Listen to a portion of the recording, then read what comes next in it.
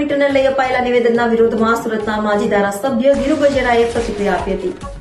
Kirtidan Gadhvi smart મીટરને લઈને નિવેદન આપ્યું હતું. કીર્તિદાન ગઢવીએ કહ્યું હતું કે સ્માર્ટ મીટર સારું છે. જોકે કીર્તિદાન ગઢવીના આ નિવેદનને લઈ સુરતના માજી ધારાસભ્ય ધીરુ ગજેરાએ નિવેદન આપ્યું છે અને ધીરુ ગજેરાએ કહ્યું હતું કે આ લોક કલાકારે ગુજરાતની ભોળી પ્રજા માટે અવાજ બન્યા નથી. પ્રજાએ તમને એક લોક સાહિત્યકાર બનાવ્યા છે.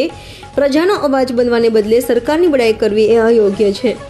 પ્રજાની પડખે ઉભા રહેવું જોઈએ. સરકારની દલાલી કરવી એ યોગ્ય હોવાનું ધીરુ ગજેરાએ કહ્યું હતું.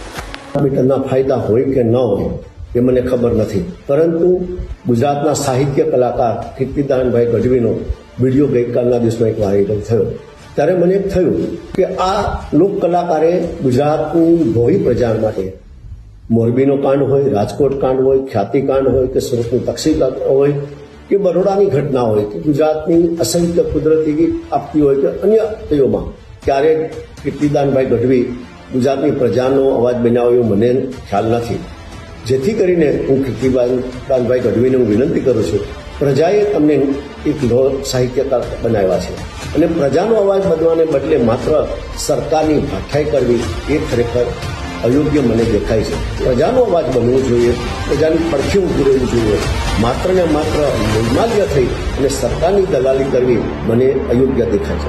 નમસ્કાર મિત્રો, જય માતા જય મંગલ. હું છું આપનો દોસ્ત કીર્તિદાન ગઢવી. પીજીવીસીએલની મેં મુલાકાત લીધી. મને જાણવા મળ્યું કે ગુજરાતમાં પીજીવીસીએલ દ્વારા સ્માર્ટ મીટરનું લોન્ચિંગ થઈ ગયું છે.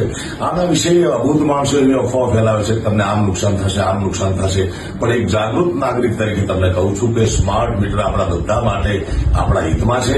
એમાં જરાય ગફલતમાં રહેશો નહીં. કોઈ પણ ખોટી અફવાઓથી દૂર રહેજો. અને સ્માર્ટ મીટર તમારા મોબાઈલથી પણ કનેક્ટ છે. મોબાઈલ સ્માર્ટ થઈ ગયો, તમે સ્માર્ટ થઈ ગયા, દુનિયા આખી સ્માર્ટ થઈ ગઈ, તો આપણું મીટર કેમ સાદું રહેવું જોઈએ. એટલા માટે તમને કરબદ્ધ પ્રાર્થના કરું છું કે તમે જાગૃત નાગરિક તરીકે ફરજ બજાવો અને સ્માર્ટ મીટર અપનાવો. કારણ કે એનું કનેક્શન તમને તમારા સીધા મોબાઈલમાં તમને જોવા મળશે. તમે કેટલા યુનિટ વપરાયા છે, કેટલો બિલ થાય, બધો હિસાબ તમે સાચો કરી શકશો. માટે તમને કરબદ્ધ પ્રાર્થના છે કે ખોટી અફવાઓથી દૂર રહીએ અને સ્માર્ટ મીટર અપનાવીએ. ધન્યવાદ.